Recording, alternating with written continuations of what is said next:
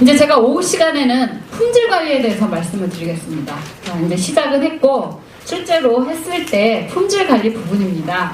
그러면 품질 관리 부분은 여러분들이 한약재 품질 관리 하는 데 있어서 적합이면 문제가 없어요.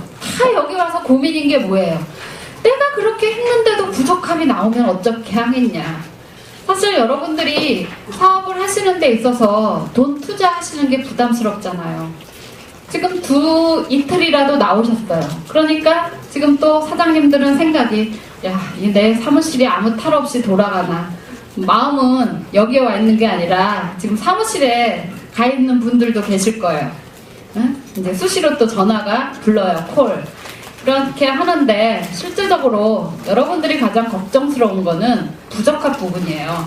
이렇게도 했는데 자, 모자랐으면 여기 한 통 더 있습니다. 이렇게도 했는데 부적합이 나온다면 어찌할 것인가. 제일 걱정스러운 게 이렇게 해서 100% 적합이다라고 하면 나 빨리 하고 싶어. 근데 이렇게 해도 부적합이 되면 어떻게 해? 음칠하시나요? 부적합에 대한 부분이거든요. 그래서 실제적으로 이제 여러분들이 품질 관리를 하는 데 있어서 그 주 관심사는 부적합을 염두에 두신다는 거를 저도 그 부분이기 때문에 실질적으로 부적합에 대한 부분에 대한 포스터가 있는 부분을 맨 첫 장으로 띄었어요. 그래서 관능 검사에 대한 부적합은 일반적으로 외부적인 형태, 외형에 대한 형태니까 우리가 쉽게 얘기하면 관능 검사, 감별위원님들이 부적합을 내시는 부분이 되겠죠. 그런데 실제적으로 여러분들이 하는 품질 검사는 이런 육안으로는 구별이 안 돼요. 육안으로는 구별이 안 되고 뭐로써? 과학적인 방법, 실험실을 통해서 하는 방법들에 대한 품질 관리 부분에 대해서 오후 시간에 여러분들하고 좀 검토를 할 것입니다. 그래서 실제적으로 관능 검사에 의해서 판정이 정확하게 나타나는 경우도 있고 일부 품목에 있어서는 관능 검사는 애매해요. 애매합니다. 그래서 실제적으로 우리가 거기에 대해서 이화학적인 실험을 해요. 확인 시험이라든가 또는 유전자 감별, DNA 서열을 판별을 해서 간접적으로 이제 관능 검사에 대한 내용들을 보충을 하죠. 그러면 실제적으로 여러분들은 그렇게 내가 여러 품목을 수입을 하는데 어떤 것들이 부적합이 나타났던 품목들이 있을까 궁금하시죠? 그래서 이 자료는 2006년도서부터 2013년도 4월달, 2014년도 4월달까지 실제적으로 관능 검사에서 어느 정도 부적합이 나왔는지에 대한 자료예요. 그래서 2006년도서부터 2013년 4월 25일 현재까지 부적합의 사례를 보니까 총 87개 품목에 대해서 189건이 부적합이 나왔어요.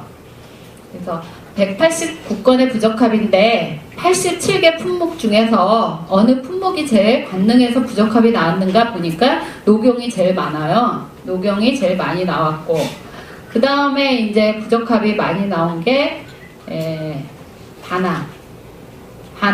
다나도 한 10건 정도 부적합이 나왔고요. 그래서 실제적으로 이제 관능에서는 이런 품목들이 부적합이 있구나 참고적으로 아시면 되겠고요.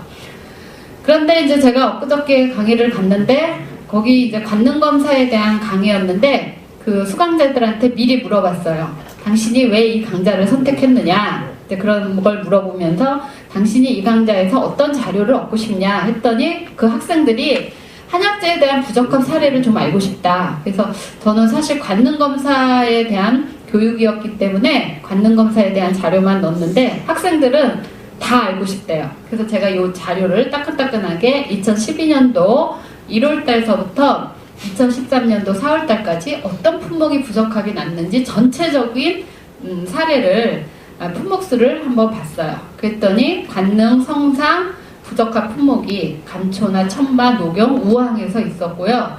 그리고 이제 관능 검사를 지나가서 순도 들어가 있으면 안 돼요. 여러분들 14K하고 18K하고 순금하고 차이가 뭐죠? 퓨리티에 대한 거죠. 얼마만큼 순도를 정제했느냐에 따라서 14K 가격과 18K 가격 그리고 순금의 가격이 틀리죠. 그런 것처럼 그 실험에 있어서 뭐냐면 얼마만큼 퓨리티, 순도에 대한 부분에 있어서 순도에 대해서 부적합이 난 품목으로는 우황이라든가 아까 또 회분 같은 경우 녹용이나 우황, 그리고 그 방향성 오일을 함유한 약재 같은 경우는 정류에서 부적합이 나타났어요. 그래서 이런 이제 우리 소위 말하는 정밀 검사의 경우는 녹용이나 우황, 배출 같은 데서 부적합 사례가 있고, 그리고 이제 위해 물질, 오염 물질로서 우리 위해 물질로 하고 있는 중금속 부분에서 납, 비소, 카드뮴, 수은 이런 품목에 있어서 이제 부적합이 나타났고, 그 다음에 잔류농약의 경우 이제 텍사 같은 경우 이제 잔류농약, 잔류이산화황 이런 품목에서 곰팡이 독소 결명자 원재 행인에서 2012년도부터 2013년도 4월까지 부적합이 있었어요. 또 기타 이제 아까는 하나씩 부적합이 난 거고, 지금 뒤에 내용은 1개 이상, 2개 이상의 부적합이 난 항목들이 일부 품목들이 중금속이나 잔류이산화황 또 순도나 회분에서 부적합이 나타났어요.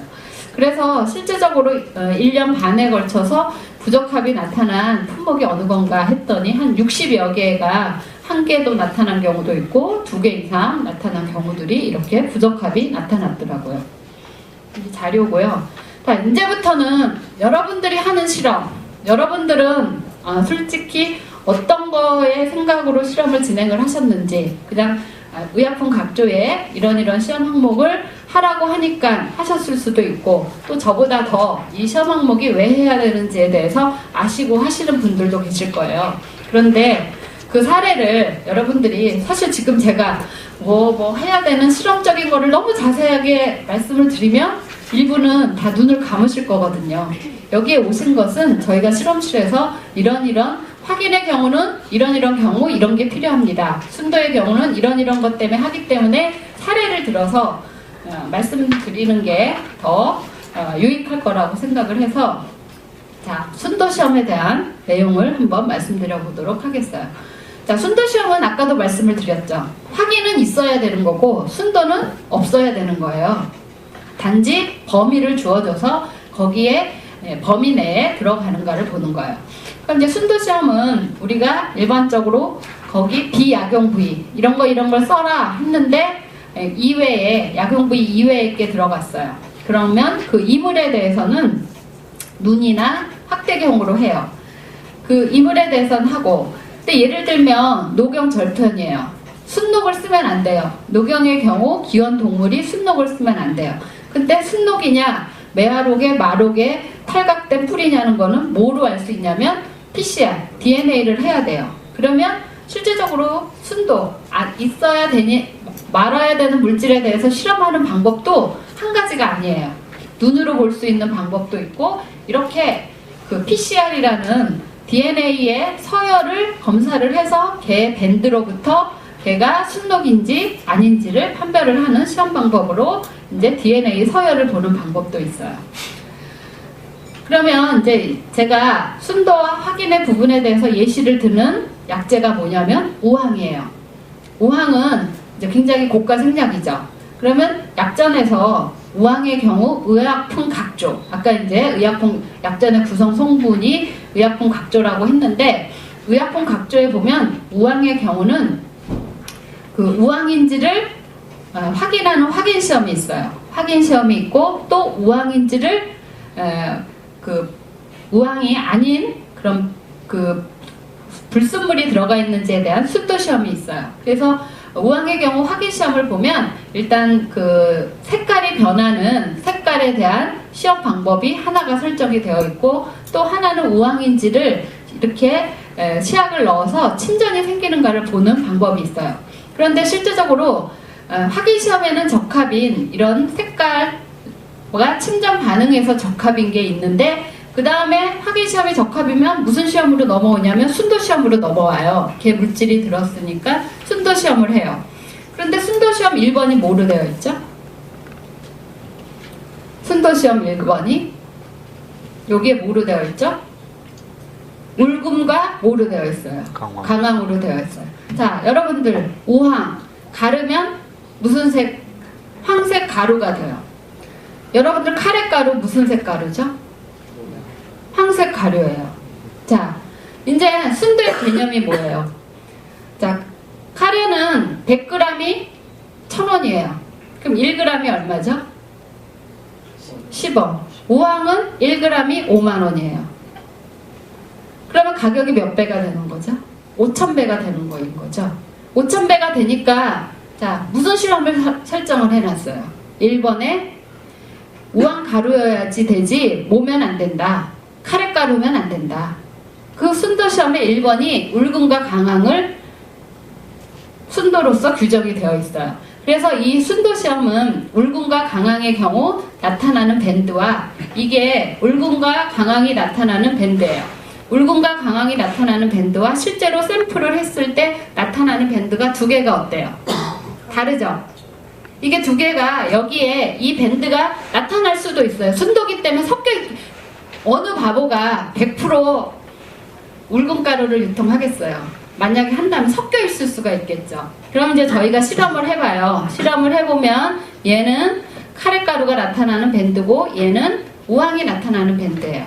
그런데 섞여 있다면 이 밴드가 여기서 어떻게 되겠어요? 나타나겠죠. 이거에 대해서 실험을 하는 거예요. 그래서 실제적으로 우황의 경우에 있어서는 해요. 자, 그래서 순도에 1번에 카레가루가 들어있어요. 자, 2번에는 뭐가 들어가 있어요? 뭐가? 합성 뭐? 합성 색소. 자, 이제 고가니까 유당이나 전분에다가 뭘 입혀요? 색깔을 입혀요. 색소를 입혀서 또 걔가 아닌데 우황 가루 있냐? 할 수 있는 거죠. 그래서 두 번째 실험은 합성 색소에 대한 순도 시험이 설정이 되어 있는 거예요. 3번은 뭐가 있죠? 전분. 지금 카레가루를 만들려니까 이 전분에다가 아까 2번에 뭘 입혀요? 색소를 입힐 수 있죠.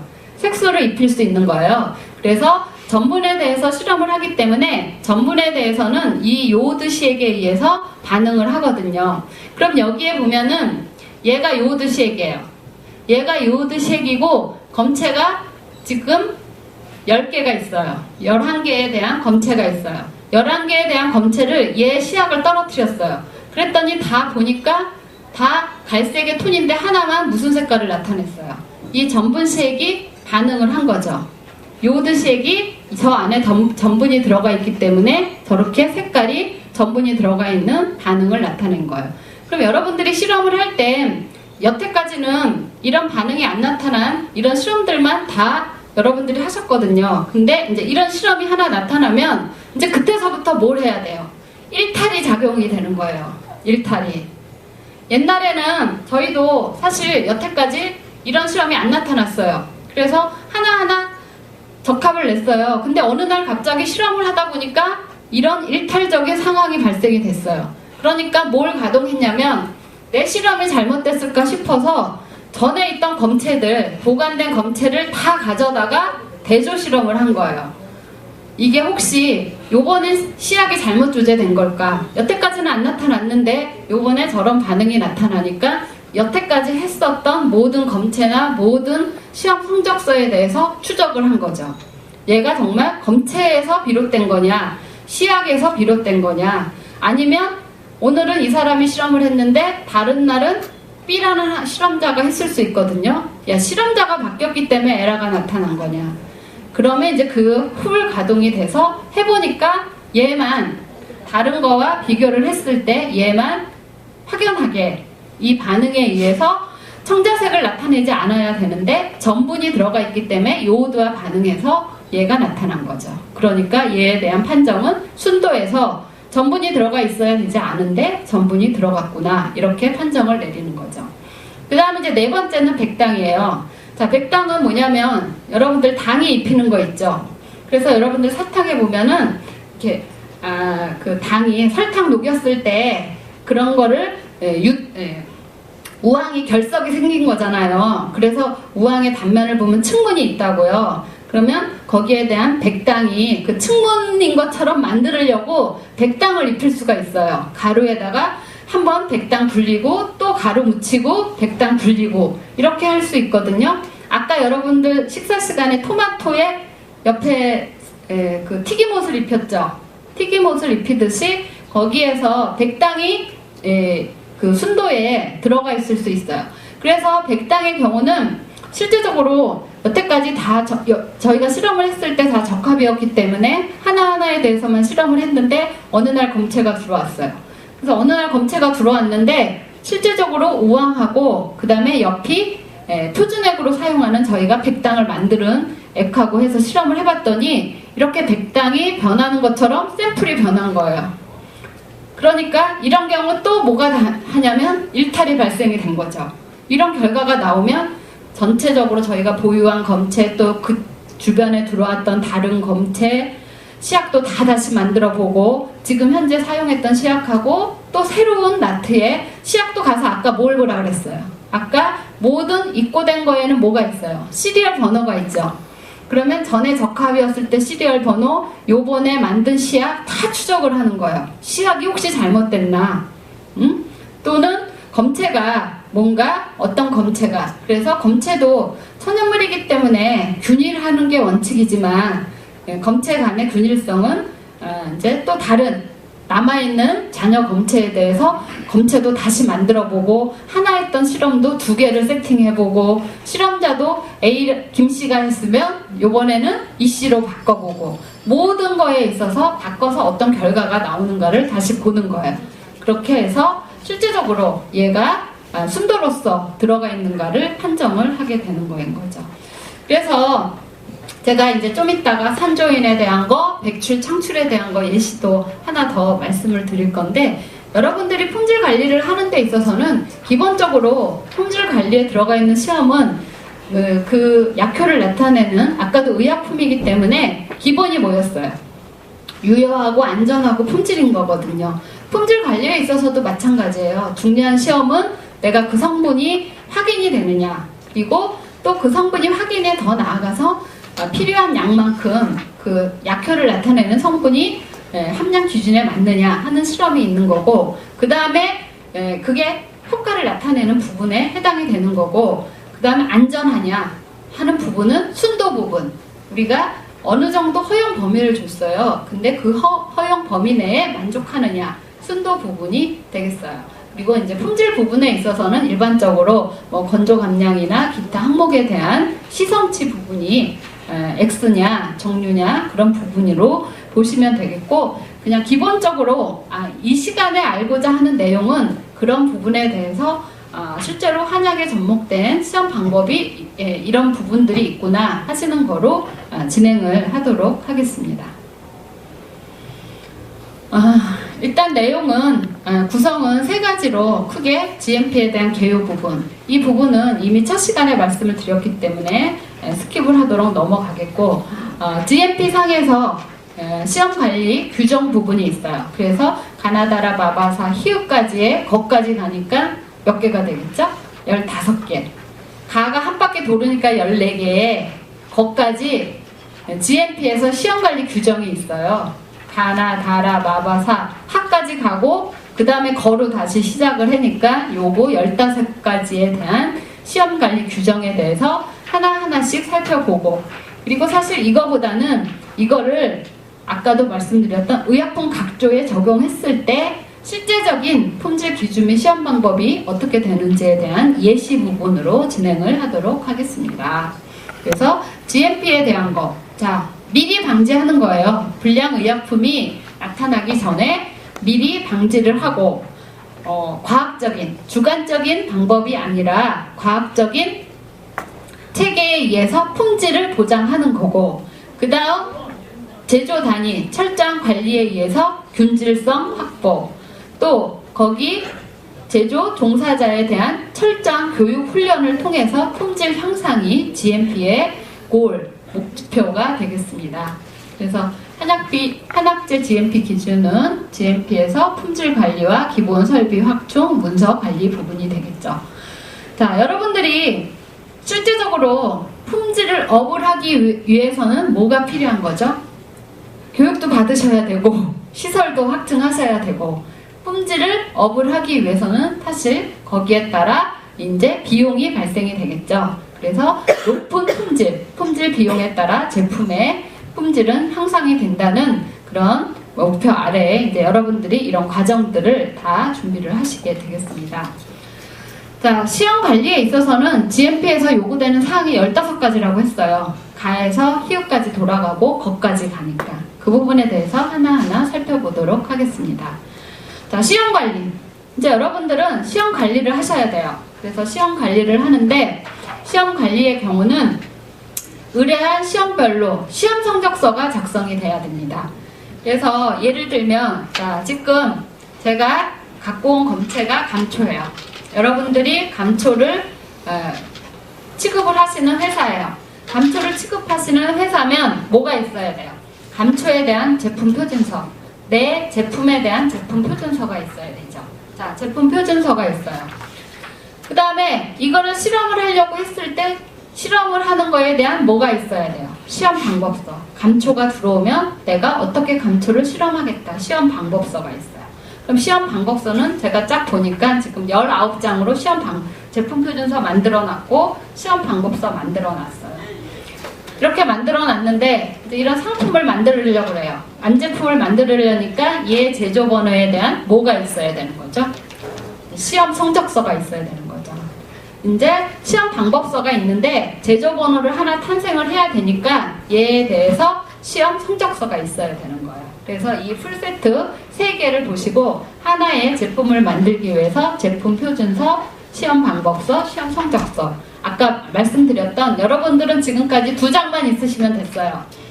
검사 의뢰에 대한 시험 성적만 있으면 됐는데 하나 제품에 대한 제품 표준서, 시험 성적서, 그 다음에 거기에 대한 시험 방법서, 시험 성적서, 그 뒤에 로 데이터까지 실제로 제조 번호에 제품 제조한 제품에 대한 데이터가 기재된 시험 성적서가 있어야 되는 거죠. 그래서 요 3개를 앞으로 내가 GMP에서 했던 부분에 대한 내용들을 서류를 한번 쭉 보시면 되겠습니다.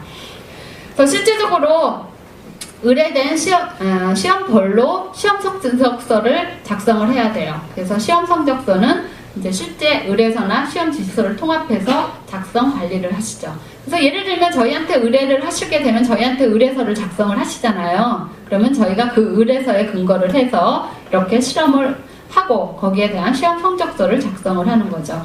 그래서 거기에는 시험 번호, 접수 시험, 판정 연월일, 기타 시험 항목, 판정 결과, 그리고 그 이외에 실제로 이 실험한 사람이 누가 실험을 했는지 거기에 옆에 보면 저희 성적서 옆에 보면 실험자가 옆에 항목별로 딱 누가 실험했는지에 대한 시험자가 있어요. 시험자가 다 있고 그리고 거기에 대해서 판정자 그리고 중간 검도자의 서명이 작성이 돼야 된다는 부분이 되겠습니다. 그 다음에 이제 15개 중에서 두 번째예요. 두 번째는 우리가 사용하는 원료 약품, 아까 이제 포제를 하는 경우에 있어서는 원료 약품을 사용을 하죠. 그 다음에 원료 약품, 자재, 반제품, 완제품은 모한 것만. 빨간 나라 된다 안 된다? 안 되죠. 모한 것만, 적합 판정이 난 것만. 원료 약품, 자재, 반제품, 완제품은 지금 시험 중일 때는 뭐를 표시를 해놔야 돼요? 시험 중이라고 가서 딱 라벨을 붙여놔야 돼요. 라벨을 붙여놓고 다 결과가 적합 판정이 나면 사용을 하거나 출하를 해야 돼요. 그런데 거기에 일탈이 발생이 됐어요. 일탈이 발생이 됐으면 사용해도 된다 안 된다? 일탈이나 어떤 편향이 있는 경우 그 사유를 왜 그 일탈이 발생이 됐는지 저희 경우도 아까 딱 실험을 했는데 규정에 벗어나요. 그러면 거기에 대해서 정확하게 정말 했는지 시약이 잘못 제조됐는지 뭔가 검체가 잘못 샘플링이 됐다든지 그 원인에 대해서 실험자가 잘못 실수를 한다든지 그 원인을 다 조사를 해야 되겠죠. 그래서 이런 내용들에 대해서 기준 일탈, 판항이 있는 경우는 사유를 조사한 후에 처리를 해야 되겠습니다. 그 다음 이제 세 번째예요. 자, 첫 번째, 두 번째 지나서 세 번째입니다. 원료 약품 및 자재 품질이 계속적으로 균일해서 시험 성적에 충분한 신뢰성이 보존되는 경우는 이제 절차 기준을 문서로 정해서 입고될 때마다 필요 항목만 검사할 수 있다. 모든 항목에 대해서 다 하니까 너무 부담스럽다는 거예요. 반복 실험을 하는 거에 대해서 너무 경제적인 소모지 않냐, 그런 이제 그 업자의 이제 그 사업주의 내용을 감안해서 실제적으로 시험 성적에 이 부분에 있어서는 생략을 해도 되겠다 하는 부분에 신뢰성이 보증되어 있는 경우 입고될 때 필요한 항목만 검사할 수 있도록 되어 있어요. 그래서 이거는 회사에서 이런 필요 항목만 검사를 하려면 회사에서 다 문서로 남겨놔야 돼요. 우리 경우는 이런 경우에 대해서 신뢰성이 확보돼서 어떻게 하겠다 해놓고 이제 거기에 따라서 필요 항목만 검사를 해야 되겠죠. 근데 따교가 있어요. 다만 확인이나 유관은 반드시 해야 돼요. 확인 시험, 거기에 주성분에 대한 확인이나 유관 검사는 반드시 하며 정기적으로 모든 항목을 시험한다. 그래서 예를 들면 기원이나 산지가 동일한 경우 품목별 3노트 이상 전 항목 시험, 또 일정한 간격 10노트 이하로 전 항목 시험을 하겠다. 나한테 납품한 공급업자의 시험 성적서와 비교해서 이제 시험 성적서의 신뢰성을 확보하겠다 등등 자기네가 어떻게 관리하겠는지에 대한 그 방법을 다 문서화한 다음에 이제 시험 관리 부분이 되겠습니다. 자, 네 번째요. 지금 이제 15번째 중에 네 번째입니다. 네 번째니까 이제 아직 12개가 남아있어요. 시험 관리에 대한 부분. 시험 기록, 시험 근거 자료를 포함해서 시험 기록이 정확하고 기준에 맞다는 것을 확인하는 중간 검토자를 두어야 한다. 자, 여러분들이 요즘에는 컴퓨터로 문서를 하기 때문에 더 쓰다가 보니까 자꾸 오류가 발생이 되죠. 내가 실험한 사람이 혼자서 성적서를 하다가 보면 내가 잘못된 오류가 발견되지 않는 거예요. 발견되지 않기 때문에 저희가 이 시험 성적서를 보면 실험을 한 실험자가 있고 여기 중간 검토자가 있어요.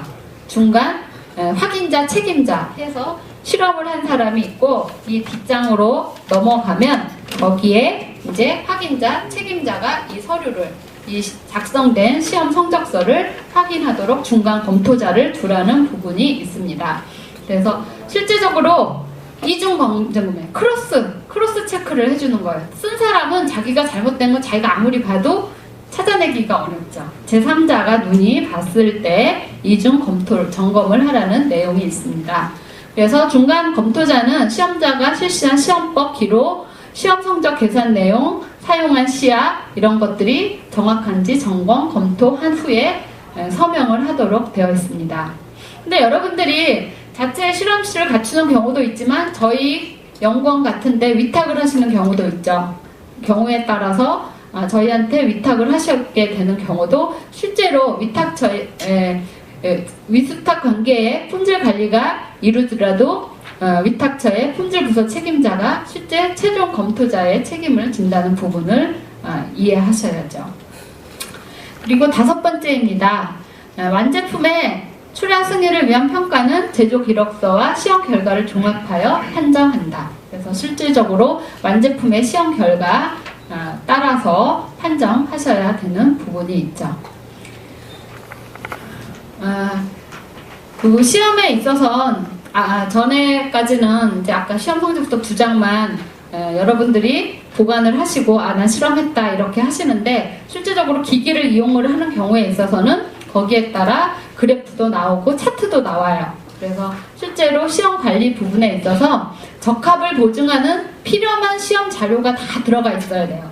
그래서 여기 뒤에 내용을 보면요, 그 무게를 다뤘을 때 몇 미리가 된다라고 하는 그 무게 다뤘을 때 그 수치가 나오는 시트들도 다 첨부를 했고요.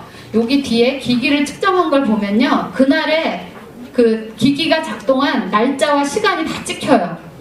그러니까 이 하나하나 근거된 문서로서 서류의 부분에 내가 실험한 날짜가 있는데 첨부된 기기 차트는 더 앞에 날이에요. 그러면 얘를 위한 실험한 데이터가 아닌 거인 거죠. 시험 일지 작성한 날짜, 실험을 시작한 날짜가 언제라고 기재를 해놨는데 시험된 차트는 그날 전에 제가 오늘 5월 23일에 시험 일지를 작성을 했는데 그 시험 결과는 5월 15일에 차트가 붙어 있어요. 그런 이제 서로 실제적으로 실험을 스타트한 날짜와 실험 차트가 첨부된 날짜들이 이 하나하나 뒤에 로 데이터를 한번 보면 다 이력 추적이 가능해요. 여기에 날짜 시간이 다 찍혀져 기계에 출력을 하면 그 날짜들이 다 거기에 기재돼서 나오게 됩니다. 그래서 실제적으로 그래프 계산식 등 시험에서 얻은 모든 기록은 보존을 하고 이 모든 문서들이 적합을 보증하는 시험 자료가 되겠죠. 그래서 실제로 시험에 사용한 검체의 중량 또는 용량, 만약에 10ml를 달아서 0.1% 함량이어야 되는데 0.5%밖에 안 나와요. 그럼 10ml를 얼마로 만들면 돼요? 20ml로 만들면 나오는 거인 거죠. 안 그러면 5ml로 하면 나오는 거죠. 그런 거를 조작을 못하도록 뭘 하도록 하죠? 시험에 사용한 검체의 중량을 다 디지털로 수치화를 해서 옆에 다른 중량을 자기가 5mm라고 쓰는 게 아니라 옆에 그걸 인증하는 중량의 그 데이터를 첨부를 하는 거죠. 그 다음에 출력된 그래프, 차트, 스펙트럼을 다 붙여야 돼요. 그리고 단위에 대한 계산 기록, 또 시험자의 성명, 서명과 시험일지, 검토자는 누가 했는지에 대한 서명, 그리고 일부 실험을 하다가 보면 이미 시험 방법대로 성적이 안 나오는 경우가 있어요. 그럼 자기가 임의대로 시험 방법을 변경할 수 있죠. 그런 시험 방법을 변경을 하면 내가 이게 더 좋은 시험 방법이니까 괜찮아. 난 이 실험했으니까 괜찮아. 이렇게 하시면 안 되고 거기에 대한 거 변경한 거에 대한 기록을 남기셔야 됩니다. 그 다음에 시험 관리예요. 실제로 시험에 사용되는 검체는 오염이 되거나 변질되도록 않도록 채취하고 채취한 후에는 원상태 같이 포장하며 검체가 채취되었음을 식별할 수 있도록 그 표시를 해야 돼요. 그래서 여러분들이 실험을 하기 위해서 하나의 봉지에서 검체를 빼셨어요. 그럼 검체를 뺐으면 실제로 실험에 얘는 실험을 사용한 검체인 거죠. 그러니까 얘한테는 뭘 표시를 해야 되냐면 오라고. 실제로 걔에 대해서는 시료를 채취했다. 이렇게 이제 검체가 채취되었음을 채취된 검체에 대해서 표시를 하셔야 되는 거죠. 그 다음에 시험 관리입니다. 시험 관리 경우는 아까 제가 몸무게를 잴 때 우리가 0인가를 봐요. 자, 여러분들이 시계를 사용한 시계가 지금 표준 시간과 맞아야 되는 거인 거죠. 그러기 위해서 실제로 시험기기, 계측기, 기록계는 항상 미리 정한 계획서에 따라 정기적으로 교정하고 기록을 해야 돼요. 그래서 모든 중요 설비에 사용되는 기계라든가 모든 계측기에 대해서는 그 기계에 대해서 어떻게 검교정하겠는지에 대한 대상 및 주기를 다 작성을 하시고 그 교정은 외부에다가 위탁을 하시게 되잖아요. 외부에다 위탁을 하시니까 그 위탁 업체에 대해서도 평가를 하셔야 돼요. 일단 난 다 외부에다 맡겨. 걔네가 다 해왔어. 그것만으로는 안 돼요. 내가 걔한테 맡기는 애한테도 제대로 걔가 평가를 할 수 있는 데에 맡겼는지에 대한 위수탁 업체에 대한 평가를 하시고, 그리고 그 평가 업체로부터 교정 성적서를 받으셔서 비치를 하셔야 되겠죠. 그래서 예를 들면 자, 졸리시죠? 자, 교정 우리가 사용되는 모든 기기 또는 그 기록 계측기에 대해서 교정을 하셔야 된다 그랬어요. 그러면 측정기기에서 이제 가장 기본이 되는 게 뭐예요? 실험을 하는 데 있어서 가장 중요한 기초 장비, 무게 다는 거인 거죠. 무게 다는 게 가장 기초 장비예요. 그러면 저울의 경우는 점검을 아침에 출근해서 실험하기 전에 저울을 먼저 매일 점검을 해야 돼요. 그 저울에 대해서는 매일 가동 전에 걔가 제로 포인트가 맞는지에 대해서 저울을 해요. 얘는 가동 전에 이제 저울을 점검을 하죠. 그 다음에 또 중요한 게 뭐예요? 자, 온도에 따라서 자, 겨울하고 여름하고 온도에 따라서 변질 속도가 다르죠. 온도에 영향을 받아요. 그럼 측정기기가 온도계예요. 온도계의 경우에 있어서는 이것도 마찬가지로 매일 점검을 해요. 매일 점검을 하는데 점검 방법은 이제 점검 시기는 전자저울 같은 경우는 가동 전에 제대로 얘가 작동을 하는지를 보는 거고, 온도계 같은 경우는 일단 온도계를 가동해봐요. 가동해서 걔의 온도가 제대로 점검 기준에 맞는지에 대해서 이상이 없는 거를 확인한 다음에 사용을 해야 되겠죠. 그래서 저울이라든가 온도계 같은 경우는 맨날 1일 점검을 하고, 또 정기적으로 6개월이나 1년에 정기 점검을 표준 분동이나 또는 표준 온도계로 일정한 기간에 점검을 해야 되는 거죠. 그래서 특정 기기에 대한 점검을 하고, 특정 기기에 대해서 점검을 하면 거기 기기마다 라벨을 부착을 해서 그 기기가 검정을 받고 있다는 것을 이제 거기에 부착을 하셔야 되는 거죠. 자, 시험 관리의 이제 자 부분이 되겠습니다. 거의 이제 후반부로 넘어왔죠. 15개 중에 후반부로 넘어와서 원료 약품이나 완제품을 보관해야 돼요. 다 내가 제품을 만들었으니까 완제품 다 됐어. 이제 다 갖다 1000개 만들었어. 원료 약품이 완제품의 보관용 검체는 제조 단위 관리 번호별로 채취를 하고, 보관용 검체 중 원료 약품은 투입된 완제품의 마지막 제조 단위, 완제품은 해당 제조 단위의 사용 경과 후 얼마간, 1년간 보관을 해야 돼요. 자, 아까 불만 처리가 들어왔어요. 소비자가 불만 처리가 들어왔어요. 근데 내가 보관된 제품이 없어요.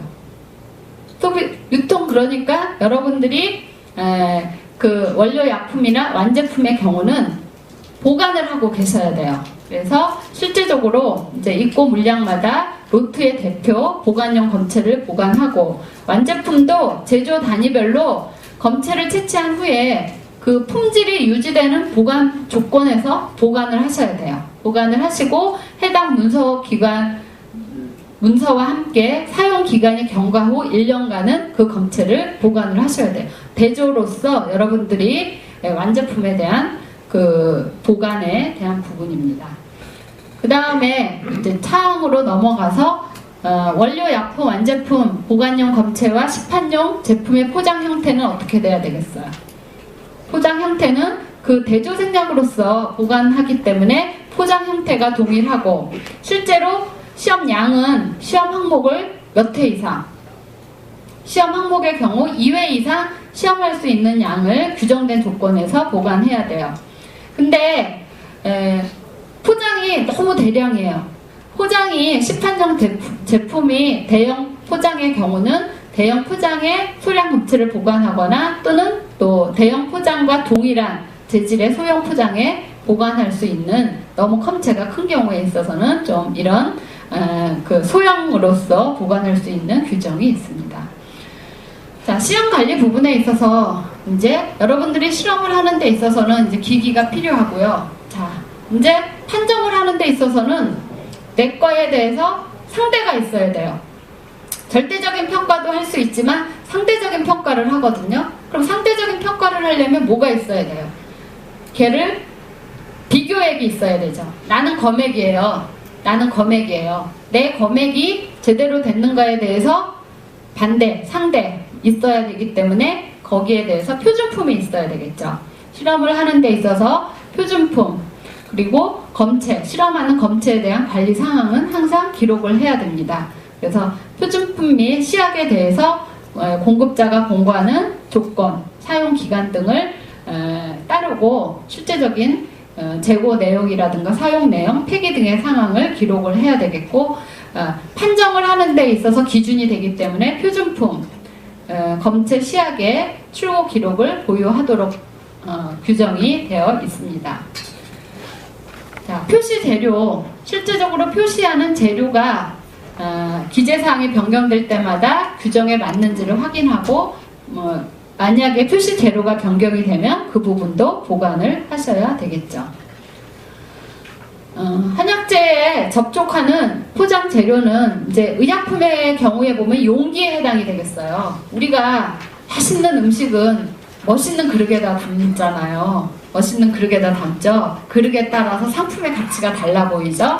자, 한약재와 접촉하는 포장 재료는 한약재를 변질시키거나 인체에 유해한 재료가 아닌지를 확인한 후에 사용하여야 한다. 그래서 실질적으로 용기 같은 경우는 이제 용출물 실험을 해요. 일반적인 이제 의약품의 경우는 거기로부터 유해한 물질이 녹아 나오지 않도록 하고 있는데, 한약재 접촉하는 포장 재료에 대해서도 변질이나 인체에 유해한 재료가 아닌지를 확인하라는 부분이 있습니다. 자, 이제 2개 남았습니다. 이제 원료 한약재, 아까 길경의 도라지, 또 갈근의 칡, 이런 원료 한약재는 형태학적으로 또는 이화학적인 품종 관리와 표본 관리를 하여야 되죠. 얘가 실질적으로 저희가 외부 형태를 판정을 하는데 기본적인 자료로서 활용할 수 있도록 이제 표본 관리를 해야 되고, 동일한 원료 한약재로서 표본이 다른 경우 이제 품종에 따라서 성분이라든가 유해 물질 사용 등에 대한 정보를 수집을 해서 실제적으로 품질 관리에 만전을 기하도록 하라는 부분이 이제 하항에 규정이 되어 있습니다. 그리고 마지막으로 이제 거항에서는 원료 약품이나 이제 우리가 최종 산물인 완제품이 품질 관리를 했을 때 하는 시험 항목과 또 오염 물질의 특성에 따라 품질 보증을 위한 합리적인 방법을 마련해서 이제 중복된 시험에 대해서 일부 항목이나 검사를 생략할 수 있다는 조항이 되겠습니다. 그래서 이제 이 거항은 여러분들이 실험을 하는 데 있어서 각 회사별 운영상의 묘라고 할 수 있겠어요. 그래서 운영상의 묘가 되겠는데, 예를 들면 이제 원료에서 시험한 사항 중 완제품에서 일부 사항들을 생략할 수 있다는 거죠. 그래서 여러분들이 원료 한약재에 이미 실험을 다 한 거를 입고를 하셨잖아요. 그러면 중간체나 또는 완제품에 있어서 이제 실제적인 단순 절단, 가공 등 어떤 포즈를 만들질 않았어요. 그냥 단순하게 절단, 가공 등의 과정만 거쳤기 때문에 품질 변화의 요소가 없다고 판단을 여러분들이 하시고, 공정 중 외부 유입 요소가 없고 첨가되는 요소가 없다.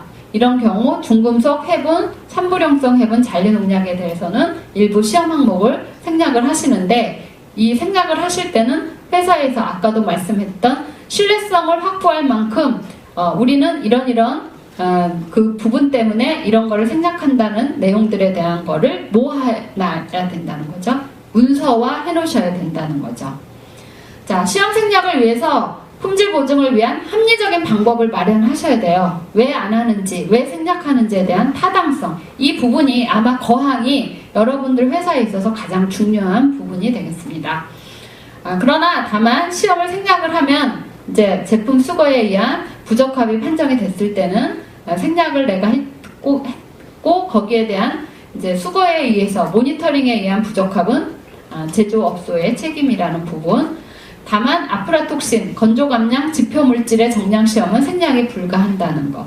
그러니까 외부에서 실질적으로 중금속이나 잔류농약은 처음에 원료의 경우 실험을 하고 더 이상 외부로부터 유입이 될 부분이 아닌 거죠. 초기에 재배했을 때 있었던 부분이지만, 아프라톡신은 후에 생성되는 곰팡이로부터 유래가 되는 성분이기 때문에 보관이 될 수 있도록 이 아프라톡신은 양이 늘어날 수 있는 부분인 거죠.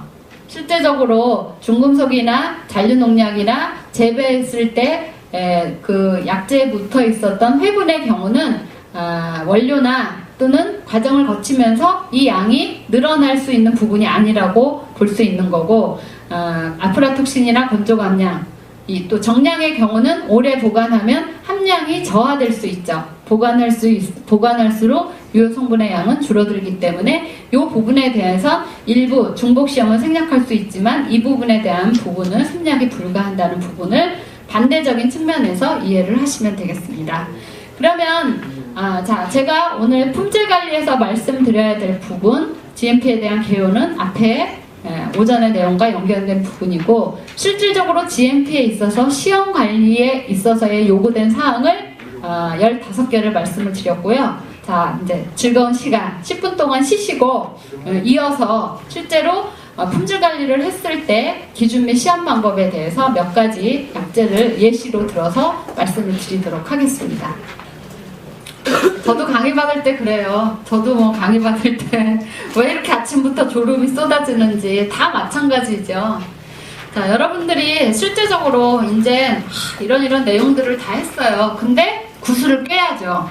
다 이런 내용들을 내가 실제로 이제 의약품 각종 어떤 품목에 있어서 어떻게 해야 되는지에 대한 구슬을 꿰야 되십니다. 그래서 이제 구슬을 꿰는 게 실제적으로 이제 품질 관리를 하면 이제 예를 들면 아스피린, 이제 우리가 쉽게 해열제로서 먹는 아스피린, 그리고 아스피린을 파우더 그 쓴 상태로 먹진 않죠. 아스피린 정제나 이제 아스피린 캅셀 뭐 이렇게 시럽제, 애들 같은 경우는 시럽제, 또 너무 열이 높았을 때 그 병원에 가면 주사제, 뭐 여러 가지 제형으로 저희가 실제적으로는 이제 의약품의 경우 복용을 하고 있습니다. 그래서 보면 그 원료로 사용하고 있는 원료 의약품에 대한 시험 항목하고요. 이 원료를 가지고 완제를 만들었어요. 제재로 만들었을 때 시험 항목이 두 개 보니까 같아요, 달라요? 달라요. 실제로 원료에 요구되는 시험 항목이 있고, 원료는 이제 우리가 기본 만드는 데 있어서 요구되는 거고, 이걸 가지고 원료 실험을 했기 때문에 그거를 완제로 만들었을 때 시험 항목은 두 개가 다릅니다.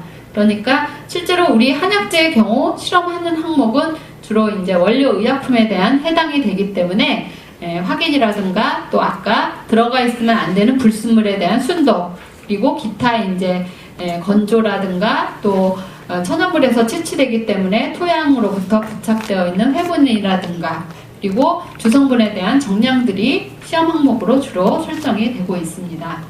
그래서 모든 시험에 대한 기준 및 시험 방법은 우리가 뭐로서 사용되기 때문에 의약품으로서 사용이 되기 때문에 제가 저보다도 먼저 탄생한 대한민국 약전, 대한약전 1개정을 가지고 왔어요. 그래서 여기에 보면 실질적으로 의약품으로 사용을 하려고 하면 예 행태 호적이 등록이 돼야 의약품의 한약재입니다. 이게 이제 호적 등록, 우리가 그 등록하는 의약품이 되겠고, 여기에 등록된 게 의약품의 한약재가 되겠죠. 그래서 실질적인 그 의약품의 경우는 내가 취급하는 건 의약품 각조예요.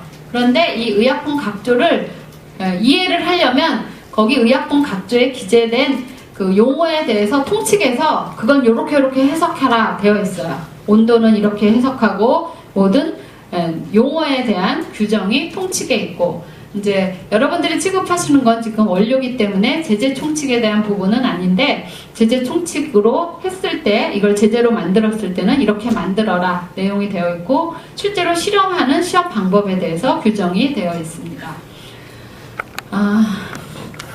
우리나라 이제 그 공정사의 경우 대한민국 약전에 일부 생략이 수저가 되어 있고 또 한약 생략 규격집에 수제가 되어 있죠. 그래서 예를 들면 이제 감초 같은 경우 의약품 각조가 되겠는데, 의약품 각조를 보면 이 감초에 대한 이제 기원이 되어 있고 그 기원 밑에는 얘 외부적인 형태가 기재가 되어 있죠. 그래서 2012년도 제가 이 갖고 온 약전은 58년도에 1개정인데, 자, 강산이 몇 년에 한 번씩 변한다고 그러죠? 10년에 한 번씩 강산이 변한다고 하는데, 우리는 현재 2013년도 몇 개정에 살고 있냐면 10개정에 살고 있습니다. 그래서 대한민국 약전이 2012년 12월 27일에 10개정이 새로 개정이 됐는데, 거기에 보면 일부 수제 분목에 대한 변경이 있고요. 그 커다란 변화는 뭐냐면 중금속 잔류농약 유해물질이 식약청 고시로 별도로 운영이 되었었는데, 그게 다 순도의 개념이죠. 오염 물질에 대한 개념이기 때문에 약전 일반 시험법 순도항으로 들어갔다는 부분이 커다란 차이가 되겠습니다. 그래서 아마 이 그림은 여러분들이 많이 보셨을지 모르겠는데, 우리가 일반적으로 한약재에 대해 검사한다 하면 크게 세 분류로 나누죠. 이제 아까 의약품에 대한 그 작용 요건, 또 일반적으로 화작제의 경우에 품질 관리의 시험 항목은 크게 세 가지로 구별이 되죠. 1차 관문이 뭐죠? 감별위원님들이 일단 관능, 육안으로 구별을 하시는 이제 관능 검사 부분이 되겠고, 이 관능 검사 부분을 패스하면 그 다음에 이화학적인 실험에서 개에 대한 확인이나 순도, 정량, 주성분에 대한 실험, 정밀 검사가 있겠고, 요즘엔 이 한약재의 경우 재배하기 때문에 굉장히 소비자들이 오염물질에 대해서 불안해 하셔요. 오염물질, 오히려 약을 먹으면 해가 되지 않을까 하는 부분에 따라서 유해물질에 대한 중금속, 잔류농약, 또 훈증, 한약재는 오랫동안 보관하기 위해서 훈증제를 사용할 수 있지만 그 훈증제가 오히려 위해할 수 있기 때문에 그 잔류 이산화황에 대한 거, 그리고 곰팡이가 쓸면 곰팡이는 해가 되는 곳도 있고 또 우리한테 이용하는 곰팡이도 있어요. 그런데 곰팡이가 발생이 되면 그 곰팡이 속에서는 발암성 물질인 아프라톡신, 곰팡이 독소가 생성이 될 수 있기 때문에 곰팡이 독소, 벤조피렌, 발암물질에 대한 벤조피렌 등의 유해물질 검사를 현재 실시를 하고 있는 거죠. 그래서 이 하나의 표로 내가 취급하는 의약품으로서 한약재는 실질적으로 외형상 가장 중요한 게 오리진이죠. 기원에 대한 부분이니까 관능검사위원님들이 감별하는 부분. 그 다음에 실질적으로 한약을 추출했을 때 저희가 사고를 사다가 어떻게 해봐요? 고아야 걔가 정말 좋은 건지 조금 질이 뼈를 과았을 때 아주 처음 했을 때는 어때요? 진한 진국이 나오지만 거기다 다시 재탕하면 어때요? 국의 색깔이 얇아지죠. 그러면 실질적으로 이제 정밀검사라는 것은 개에 대한 약효 성분이 어느 정도 들어있는가를 보는 거고, 그리고 이제 위해 성분은 오히려 먹었을 때 발암물질이라든가 그런 이제 그 환자한테 오히려 부작용이 유발될 수 있는 물질에 대한 실험을 하는 거다, 이렇게 구별을 하시면 되겠습니다. 그래서 아까 통칙은 제가 전 시간에는 생략 부분에 대해서 규정을 하고 있는 생략 부분에 대한 통칙을 소개를 했어요. 근데 그 전반적인 통칙을 보면 통칙은 56개 항으로 되어 있어요. 그 중에 제가 생략 부분만 발췌했는데 10개정에서 마지막 법에 실제적으로 이제는 실험을 하는데도 뭐에 배려를 해야 되냐면 그 실험자의 건강을 배려를 해야 돼요. 그래서 옛날에는 시험 방법이 막 세팅이 안 되어 있을 때는 무조건 시험 방법에만 중점을 했는데 벤젠이라든가 또는 클로로포름 이런 유해한 물질이 실험에 사용되지 않도록 현재 이제 그 분석에 있어서도 트레이드가 있어요. 그 실험자들의 건강에도 유의를 하도록 안전관리에 주의하는 항목들이 쭉 설정이 되어 있습니다. 그래서 여러분들이 실험을 했을 때 판정상에서 판정이 곤란할 경우에는 이 통칙의 규정에 의거해서 실험을 했는지 일탈이 발생했을 때는 다시 리마인드를 해야 되겠습니다. 자, 첫 번째가 명칭이에요. 명칭은 우리 의약품 각조에 이미 수제가 되어 있기 때문에 여러분들은 감초 이런 명칭이 있다는 것부터 시작을 하셨죠. 이름이 있는 장명은 하시지 않았고 이미 장명된 약재를 사용을 하고 계시고요. 이 장명에 대한 거는 나름대로 아무데나 장명서 가서 짓는 게 아니라 의약품 명명법 가이드라인이 다 있어요. 여기에 의해서 장명이 됐다는 거 아시면 되겠고요.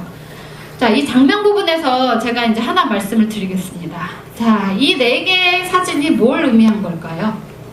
제가 4개의 사진을 한 장에다 편집을 해놨는데 이거로부터 여러분들이 이게 뭘 왜 넣어놨을까? 뭐가 이렇게 떠오르는 게 단어가 있을까요? 명칭에 대한 거 부분입니다.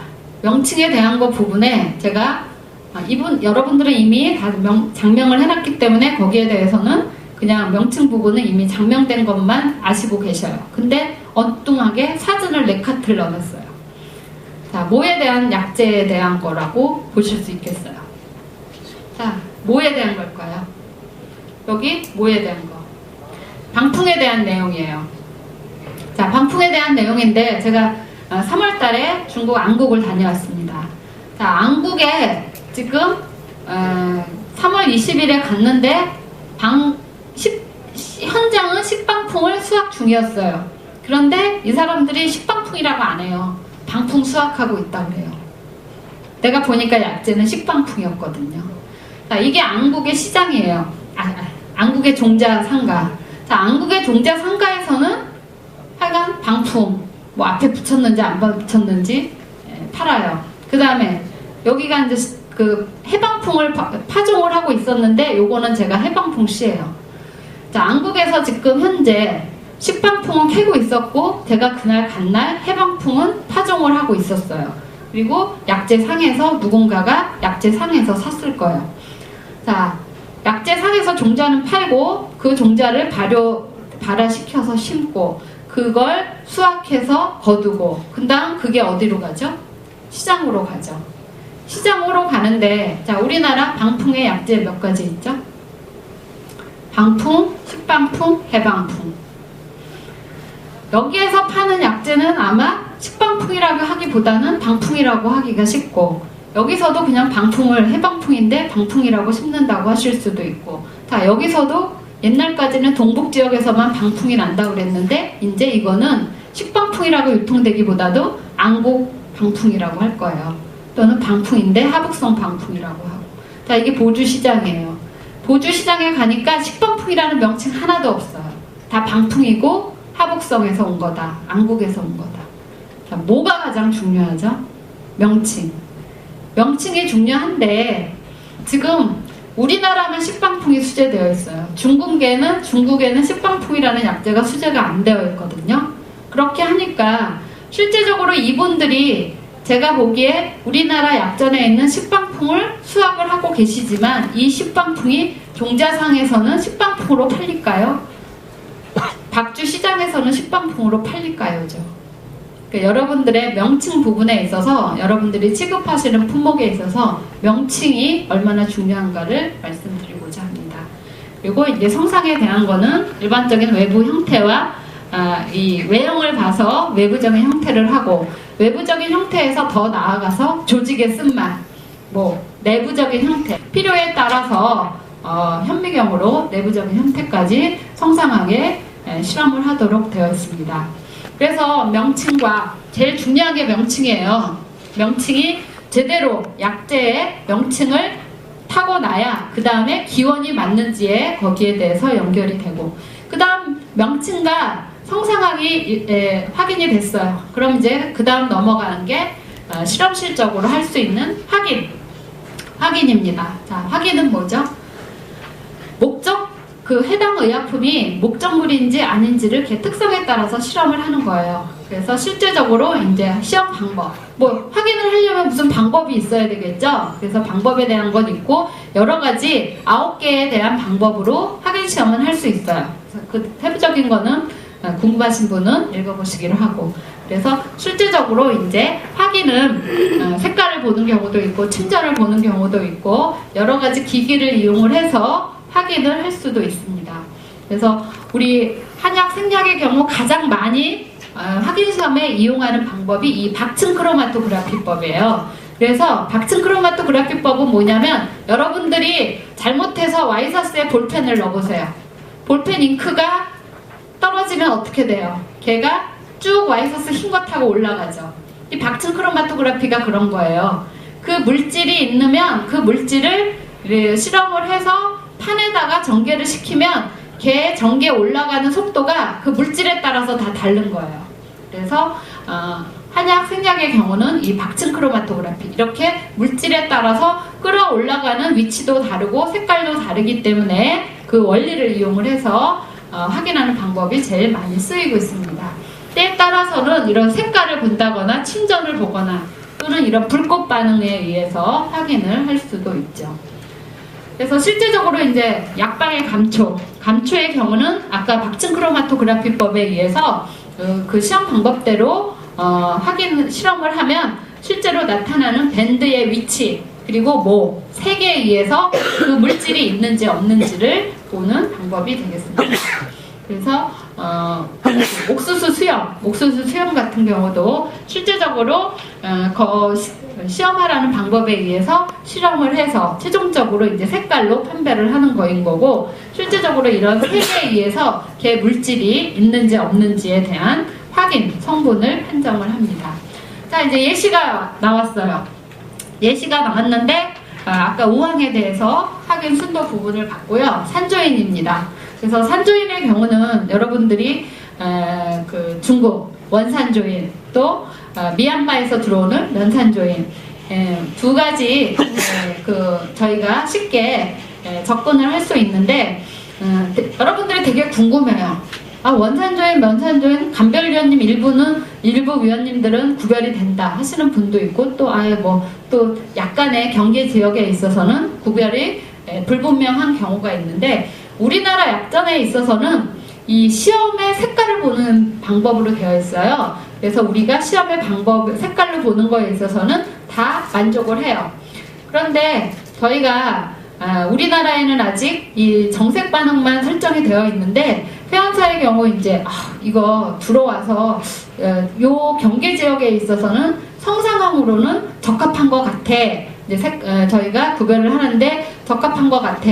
그런데 혹시 수입을 하기 전에 또 불안하잖아요. 들어왔는데 혹시 걔가 품질 규격에 어떻게 되는가 궁금한 부분은, 회사에서는 사실 약전에서는 그 제품의 일반적인 품질 관리를 하기 위한 규정이지만, 내가 수입된 제품에 있어서는 인하우스 규격으로 할 수 있어요.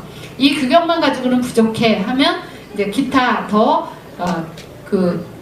일반적인 규격 외에 다른 시험을 자기네 인하우스 규격으로 할 수 있는데, 실제로 중국에는 이런 정색 반응보다는 아까 TLC 생략의 경우에 있어서 가장 많이 하는 박층 크로마토그래피법이 설정이 되어 있어요. 그래서 저희가 중국 약전에 있는 이 박층 크로마토그래피법을 한번 참고적으로 실시를 해보니까, 이 원산조인에서는 이 나타나야 되는 성분들이 이 밴드가 나타났어요. 밴드가 나타났는데, 이 미얀마에 있는 면산조인의 경우에 있어서는 이 중국 약전에 그 밴드가 나타나야 된다는 이 밴드들이 안 나타나는 거예요. 그러니까 외형상으로는 유사하지만 두 개는 성분상에서는 어떤 거예요?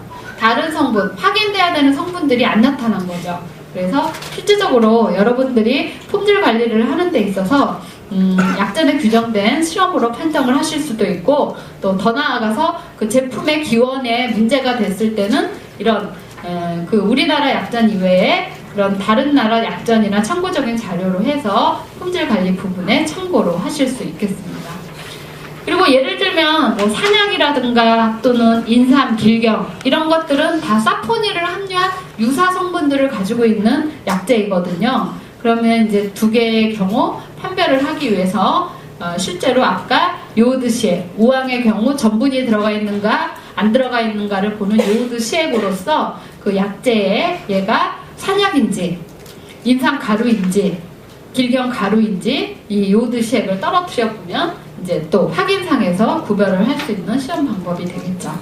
그 다음에 이제 확인을 넘어가서 명칭, 성상, 확인, 그 다음에 이제 순도예요. 그래서 순도는 아까 우황에서 좀 말씀을 드렸는데, 뭐를 들어가 있어야 되는 성분, 아닌 성분, 불순물을 시험하기 위한 방법이 되겠죠.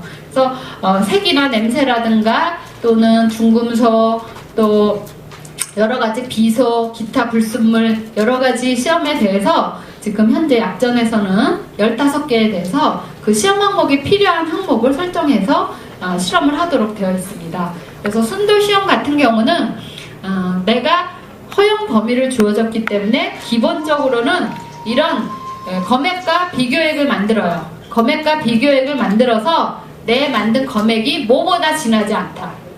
비교액보 그 얼마 이하의 허용 범위를 주거든요. 그러니까 일반적인 순도는 어떠냐면 내 검액이 허용 범위를 준 비교액보다 진하지 않다. 이런 시험 항목들이 설정이 되어 있습니다. 그래서 아까 순도를 제가 먼저 말씀을 드린 거죠. 불순물이기 때문에 비약용 부위에 대한 이물에 대한 거, 또 순도 같은 경우 순록이 들어가 있는지에 대한 녹용 절편에 대한 거 부분 이해하시면 되겠습니다. 그래서 실제적으로 여러분들이 이제 실험을 하실 때는 데이터를 계속 누적을 하셔야 돼요. 뭘 위해서? 일탈이 발생이 됐을 때 그 일탈의 원인을 규명하기 위해서 그 내용들을 계속 누적을 하셔야 되죠. 그리고 소비자 불만이 왔을 때 거기에 대처를 하기 위해서는 자기들에 대한 부분들, 그래서 실질적으로 이제 확인 시험이나 순도 시험을 하시고 그 부분에 대해서 의문이 있을 때는 가진 내용들에 대한 내용으로 비교를 하셔서 참고로 판정을 하실 수 있는 부분이 되겠습니다. 겁니다. 자, 마지막 예시입니다. 마지막 예시는 출생략, 백출 창출. 여러분들 백출 창출 수입을 하실 때 뭘 기준으로 하시죠? 굉장히 어렵죠. 그래서 실제적으로 이제 약전의 스토리를 보면요, 시작은 창출이 더 먼저예요. 창출은 여기 58년도 약전서부터 수재가 되어 있어요. 대한약전 1개정서부터 다 수재가 되어 있어요. 근데 이제 3개정에 백출이 탄생이 되면서 이제 두 가지 약제, 창출과 백출 두 가지 약제가 수재가 되어 있는데, 자, 백출하고 창출하고요, 이제 시험 항목 이제 다 여러분들은 하나하나씩 보셨을지 몰라요. 근데 이제 저희 같은 경우는 이제 유사 생략이 들어오면 말 맞다나 그냥 그 기준에 다 적합이면 그냥 이제 판정이 되는데, 뭔가 하나가 아웃이 되면 이제 두 개 스토리를 이제 짜고 이제 비교를 해가면서 어떻게 이게 판결이 되는지에 대한 스토리텔링을 하죠. 자, 저희한테 창출이라는 검체로 들어왔어요. 창출이라는 검체로 들어왔는데 이게 창출인지 최종 판정이 결국 부적합이 났어요. 그러면 얘는 뭐로 들어왔으면 적합이었냐면, 어떻게 들어왔으면 적합이었을까요? 명칭이 백출로 들어왔으면 적합이었어요. 근데 명칭이 뭐로 들어왔어요? 창출로 들어와서 최종 판정에서는 부적합이었어요.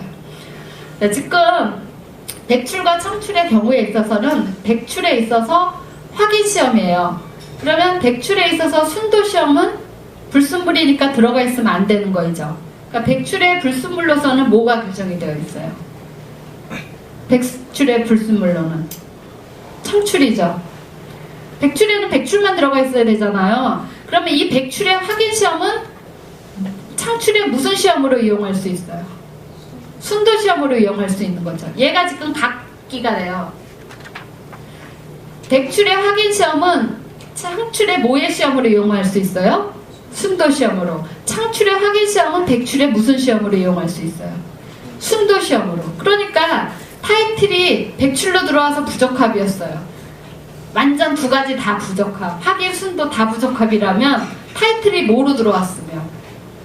창출로 들어오면 확인, 순도 다 적합인 거죠. 근데 두 개 다 부적합이면 근데 이제 그렇지 않은 경우는 섞인 거인 거죠. 창출과 백출이 섞였을 때는 둘 중에 하나는 또 안 돼요. 확인은 되고 순도가 확인 적합, 이제 순도 부적합. 근데 두 개 다 부적합이면 검체 명칭이 바꿔서 들어오면 적합이었을 거 아니에요.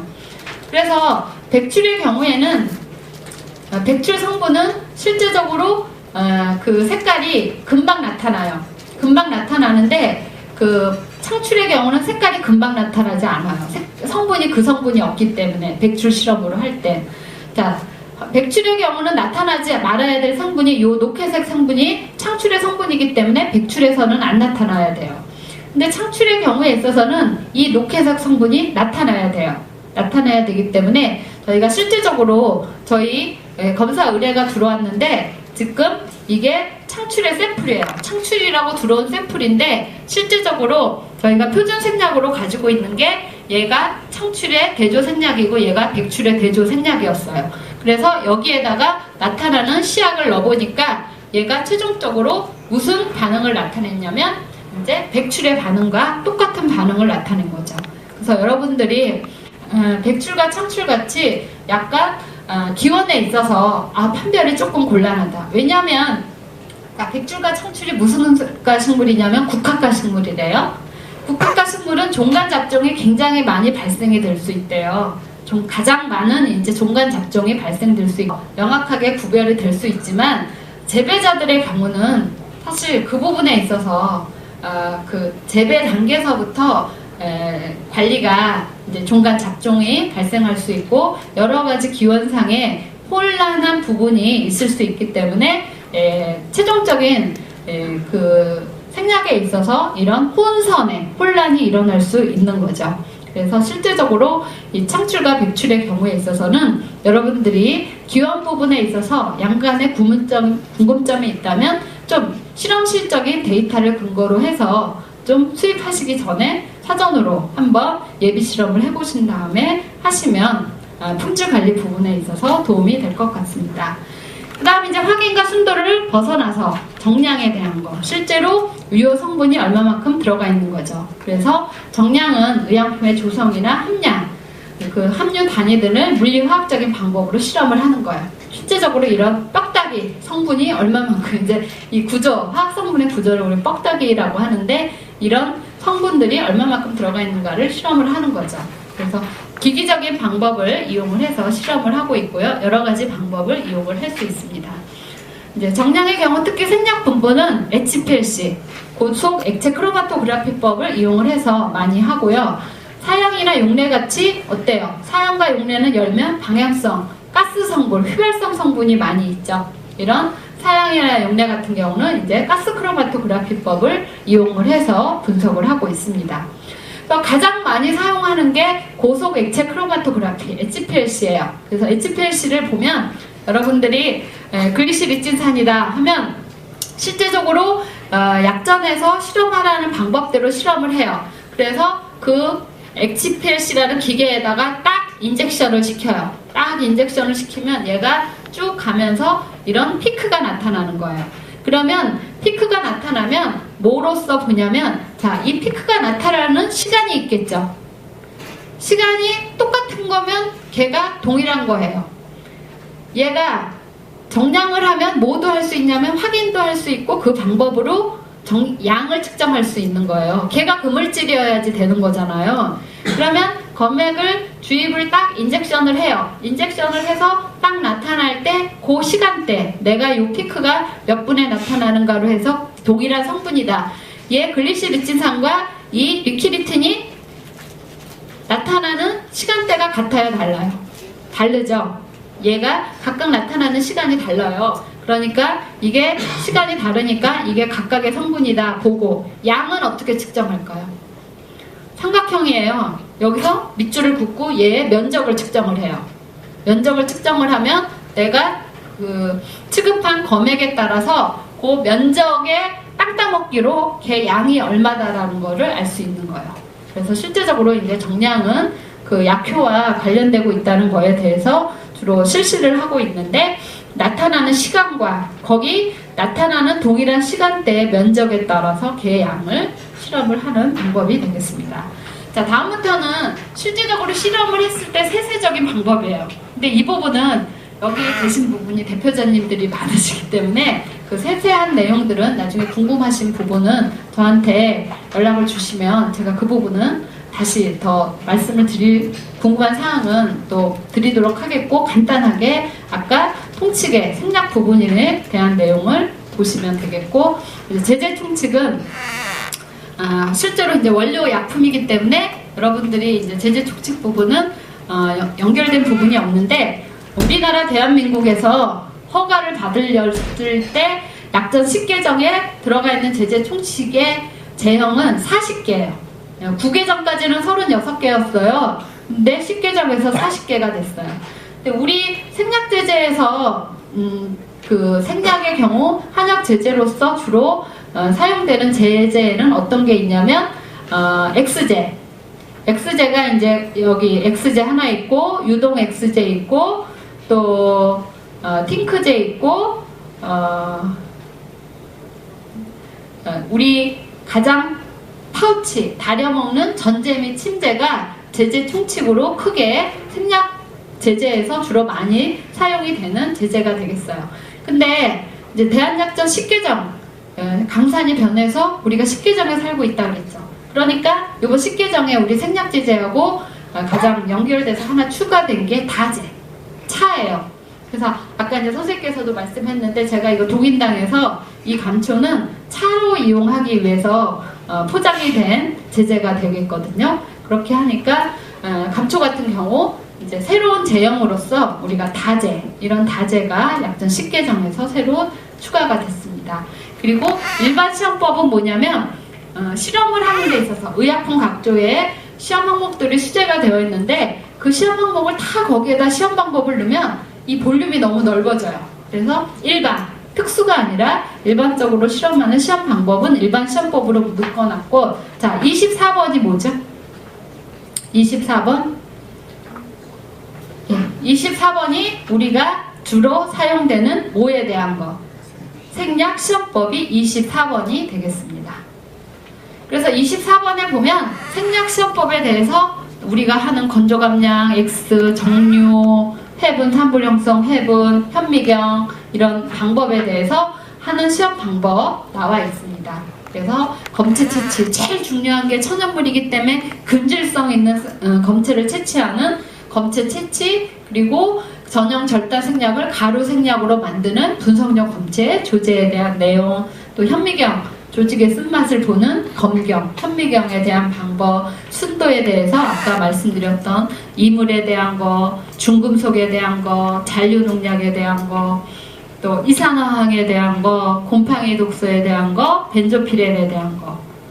그래서 실제적으로 이제 하나하나 이제 각 시험마다 팁이 있어요. 건조 감량의 경우는 우리 그냥 갈아서 특약병에다 해왔는데 실제적으로 이제 하나하나 그 실험을 했을 때 주의해야 될 부분들은 제가 다 자료로 정리를 한 건데 이 부분은 그냥 스킵을 하겠고, 혹시 관심이 난 이거 들으러 왔는데 너무 아쉽다 하시는 분은 저한테 연락을 주세요.